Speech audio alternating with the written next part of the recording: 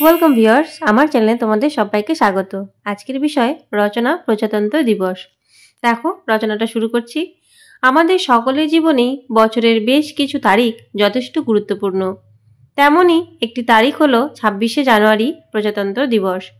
নেতাজি জন্মজয়ন্তীর পরপরই এই দিনটিকে ঘিরে আমাদের সকলের দেশাত্মবোধ উদ্দীপ্ত হয়ে ওঠে।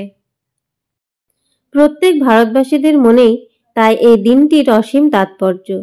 দেশে নানা প্রান্তে অনুষ্ঠানের মাধ্যমে পালিত হয় দিনটি।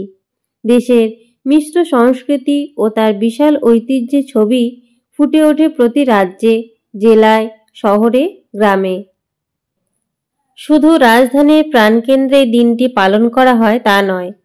এই দিনটিতে সবাই এক জায়গায় মিলিত হয়ে জাতীয় পতাকার নিচে জড়ো হয়ে দেশের গণতন্ত্রকে শ্রদ্ধা জানায়।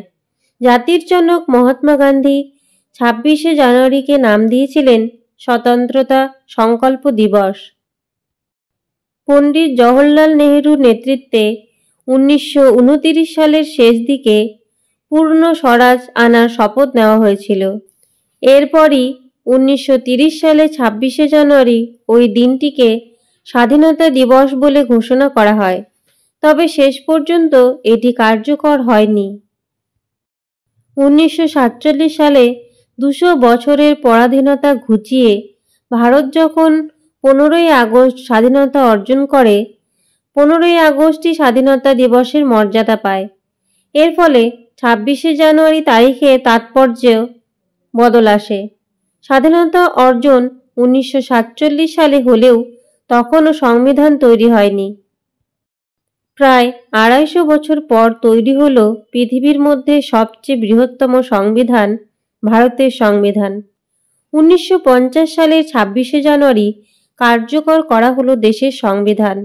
সেই থেকেই 26শে জানুয়ারিকে প্রজাতন্ত্র দিবস হিসেবে ঘোষণা করা হয়। 26শে জানুয়ারি মানেই ভারতের রাজধানী দিল্লির রাজপথে কুচকাওয়াজ ও বর্ণাঢ্য শোভাযাত্রা।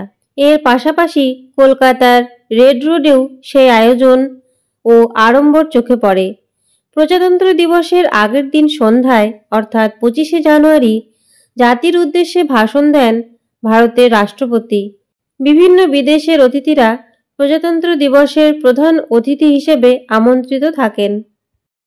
প্রতি বছর প্রজাতন্ত্র দিবসের অনুষ্ঠান দেখতে কলকাতার রেড রোড চত্বরে ভিড় জমান অসংখ্য মানুষ।